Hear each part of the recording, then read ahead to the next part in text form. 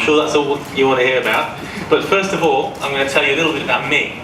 As was introduced, I've been working as a photojournalist for 15 years now. First I was at the Reuters news agency. Most of you, I'm sure, know of Reuters.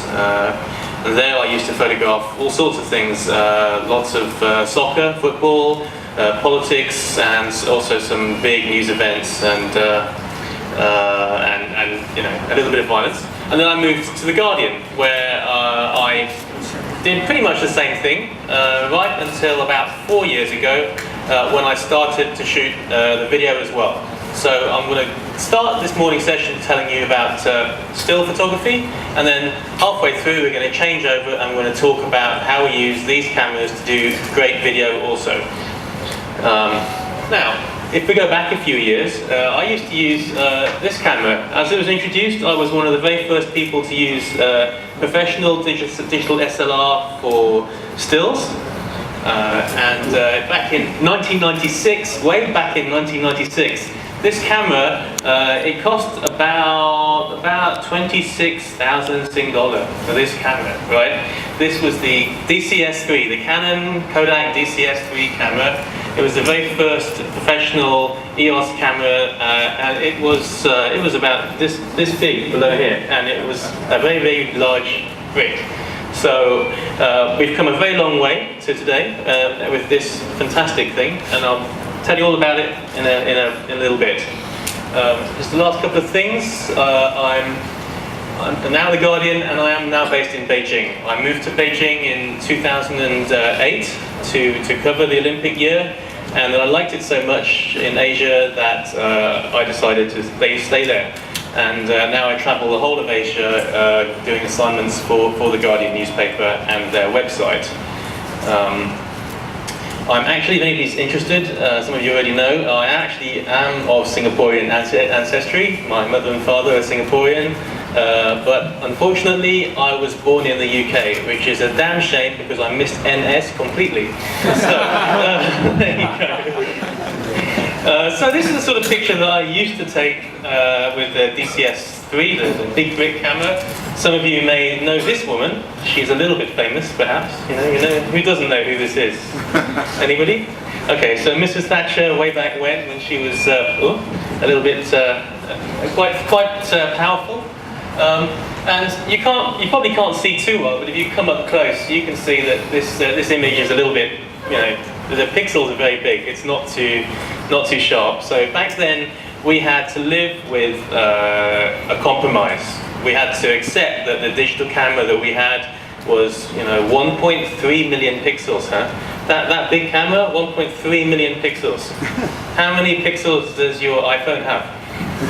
Okay, so that's what we had to accept. That this big camera was, you know, what we lived with, and luckily, now, we don't have to do that anymore. Now we have this thing. So, again, a few more pictures, famous people you might recognize. The woman on the left probably now more powerful than the man on the right, but that's life. And you know, very rapidly, well, as Canon brought out new equipment, I then moved along. So here we have my standard kit for the World Cup in Japan. Which included you know, a couple of 1D Mark II bodies, some lenses. You know, that's what I carry around most days, something not too dissimilar to that. For the sort of geeks amongst you, I'm sure you can delight later in identifying every lens and marking it off, checking it off on the list. And then, you know, I did a lot of sports action photography. Something very recent. These are pictures from the terrible earthquake in Sichuan. I was actually, oddly, even though I'm based in Beijing, I was actually in the Philippines at the time doing another assignment, and actually had to get back to China, and was consequently about 2 days late getting to the event. But you know, because of the enormity of it, because just how big it was, there was still, when I got there, I mean, bodies everywhere, people walking around injured, people searching for their loved ones. It's a real scene of absolute mayhem and disaster. So what I like to do sometimes when I'm shooting is just try and look for small, more personal shots. So I do obviously do the standard news shot that you see quite often in the newspaper, but then occasionally I like to sort of stop and take a picture like that. You know, you might love it, you might hate it, you know, but for me, that's somebody's life, and it's just, you know, all the plates are smashed, and I took a little series of pictures of just, you know, destroyed bits and bobs. But on the other hand, I also take pictures like this, which is actually a picture that we published in the newspaper, you know, far more obvious, but still dramatic photo. And as I said, even after 2 days, there were still people, you know, being brought down from the mountains. There were unfortunately some dead people, you know, and guys like this. But I have to say that the response of the Chinese government and the armed forces was pretty swift, and I just hope that, you know, this sort of thing doesn't happen again in China anytime soon. This guy, miraculously after 2 days, was pulled out. He was one of the last people to be pulled out alive from the rubble. This is actually Beichuan, which was probably the worst affected populated urban area, well, small town area, where pretty much 2/3 more.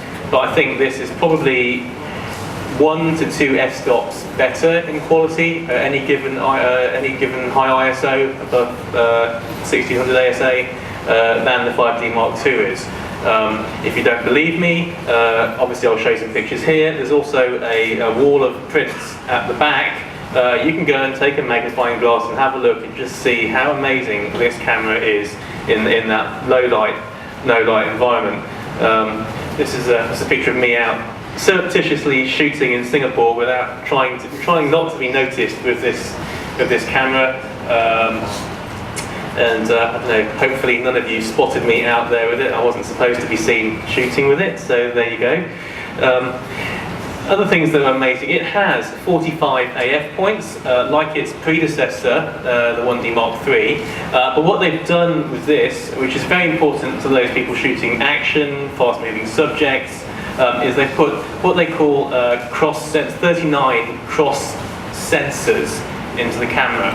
A cross sensor is basically a more light sensitive, better, faster acting sensor than the regular sensors that are in. And before, digital cameras either had 1, and then maybe 9, and then maybe 27, and now 39 of these cross sensors. That might sound like some kind of technical gobbledygook sort of thing, but actually what it means is if you've got a fast-moving subject, that you stand a much better chance of getting in focus.